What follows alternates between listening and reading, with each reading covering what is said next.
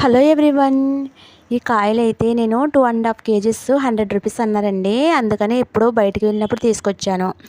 1 week పైనే అయిపోయిందండి. అప్పటి నుంచి జ్యూస్ చేద్దామంటే కొంచెం బద్ధకం ఎక్కువైపోయి చేయలేకపోయాను. కానీ ఈరోజు కాయలు పాడైపోతున్నాయని చూసి జ్యూస్ అయితే చేస్తున్నానండి.